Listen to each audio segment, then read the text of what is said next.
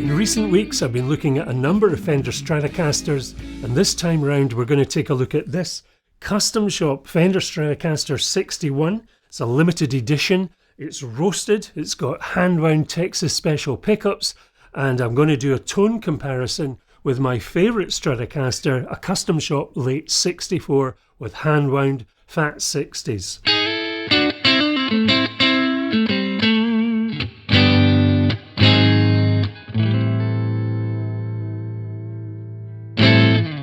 Hello viewer, my name's Stu, and as always do check out the rest of my channel, which covers my return back to playing and recording guitar. And a big thank you to all who subscribe, comment, and who do get in touch. Some really interesting things to watch out for in the new year, so thanks for those who've been getting in touch.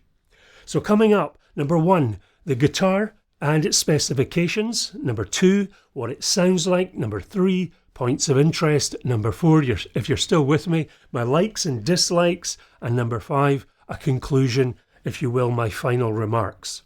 So without further ado, number 1, the doorbell rang, but it wasn't a courier this time. It was a good friend of mine stopping by to drop off this beautiful guitar. So a big thank you to my friend for allowing me to review this, because it's a very interesting Stratocaster. You know, the fact that it's got a roasted body and a roasted neck, and really, what difference do you think that's going to make to the tone and the sustain of this type of guitar? So all that coming up shortly.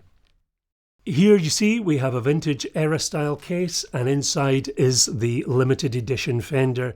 And as you can see, it's quite dark in colour, and that's due to the way the woods have been roasted. And in this case, the body is ash, and as I say, it's been roasted.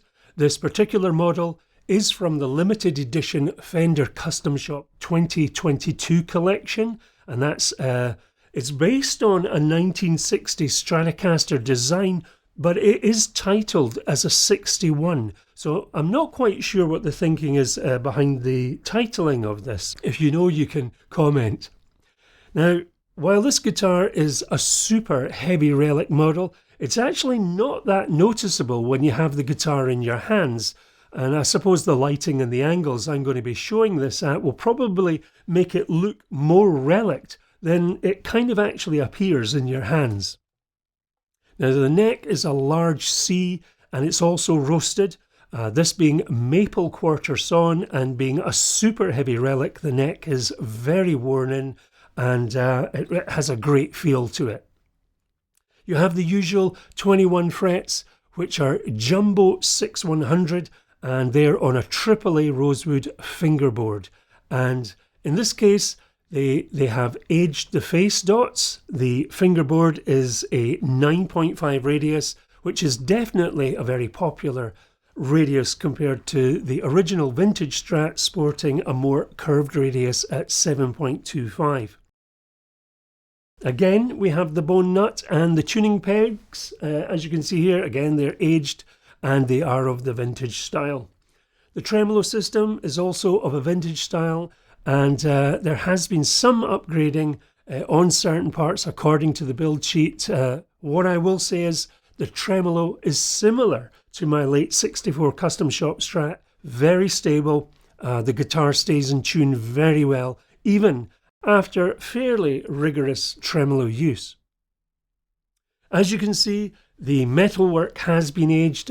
Point of interest on these relic guitars, the input jack socket is nice and shiny, like it's brand new. Never really understood that.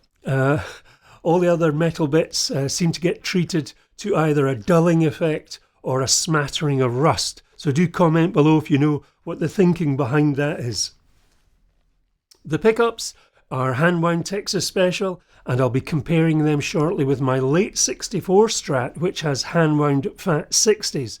And as far as I understand it, these two pickup choices are probably some of the most popular amongst Stratocaster players, so the comparison should be of interest to those thinking about this. The pickguard, as you can see, is of this tortoise shell effect, and the various plastic parts are finished in a vintage white.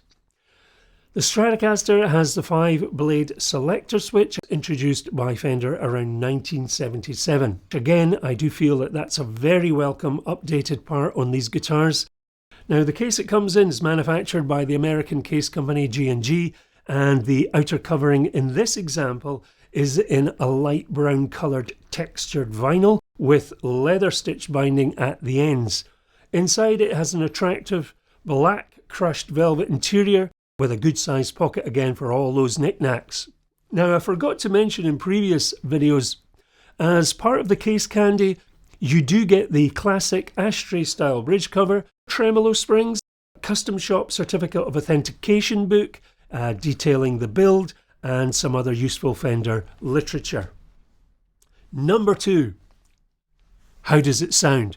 Well, I'm going to be using my Blackstar Studio 10 6L6, again with a touch of inbuilt overdrive and reverb. The tone will be set to kind of middle of the road. The speaker is mic'd up through a Sennheiser MD421 straight into the camera via a small mixer. Once again, I have done nothing to enhance the audio. I'll first of all let you hear the pickups one by one over the 5 selector stages and playing simple chords and a simple lead riff. Then I'll do a direct comparison against the late 64 Stratocaster. Stratocaster 61 chords.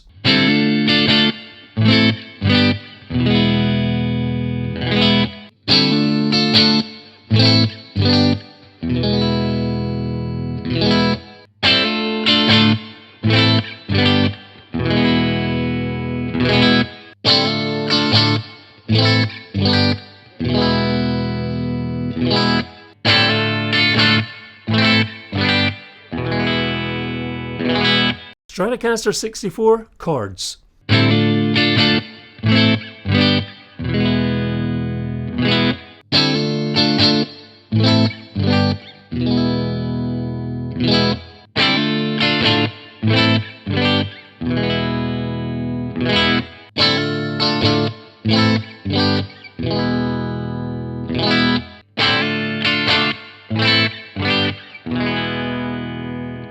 Stratocaster 61 lead riff.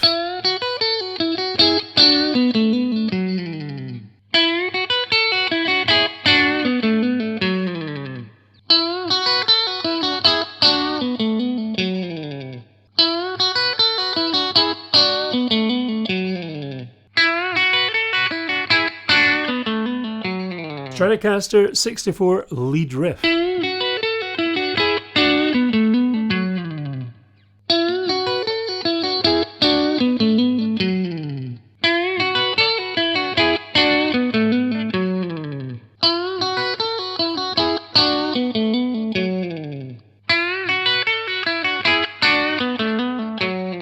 And now I'm going to do a quick comparison side by side, same chords and lead riff, just to help you hear the differences in tone.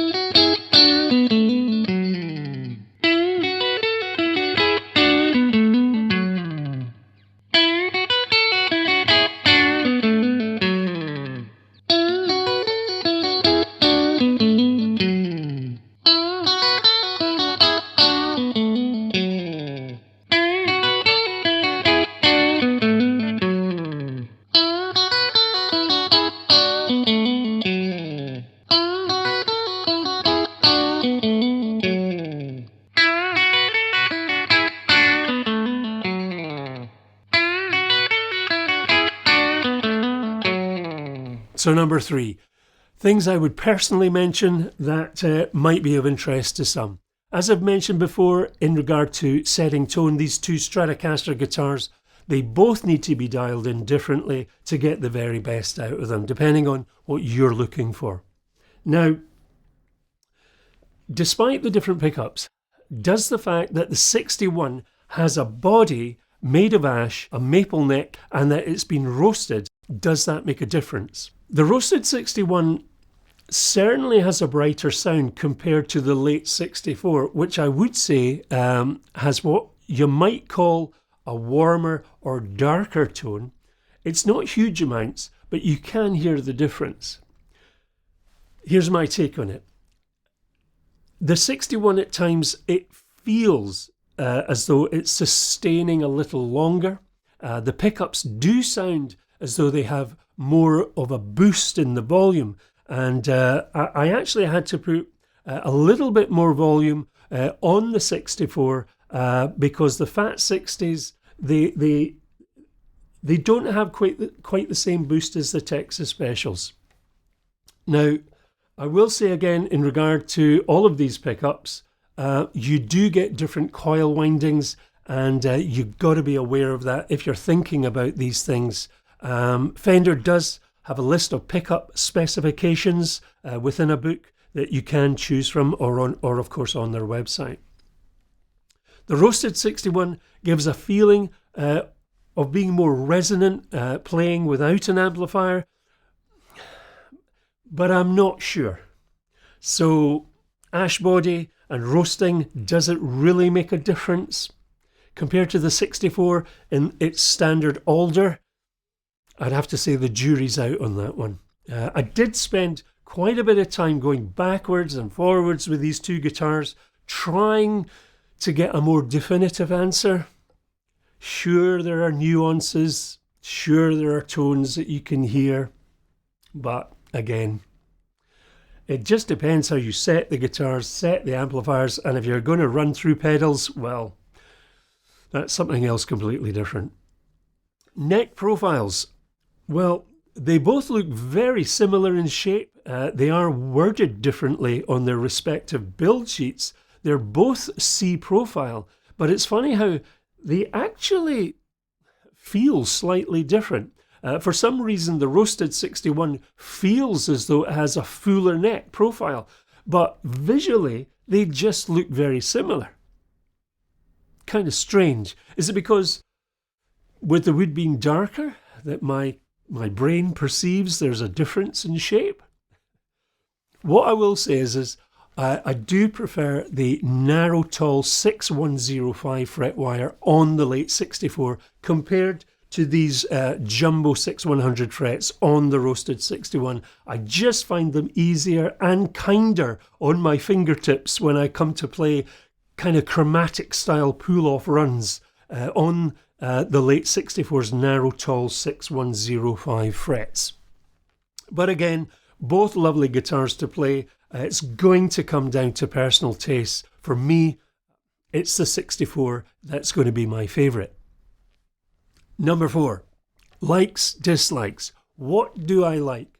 Well, again, typical classic style Stratocaster, albeit with certain modern upgrades. 9.5 fingerboard radius, 5-blade switch.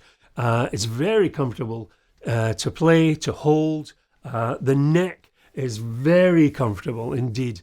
Fret finishing on this is excellent, just very typical Fender Custom Shop. And in regard to tone, it really sounds beautiful, whether clean or overdriven. And the tremolo works well, it stays in tune well.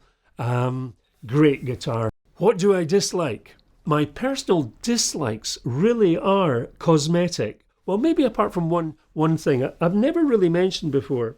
Of course, if you want to do anything with a truss rod on these older style guitars, of course, it's just a bit more tricky to do that.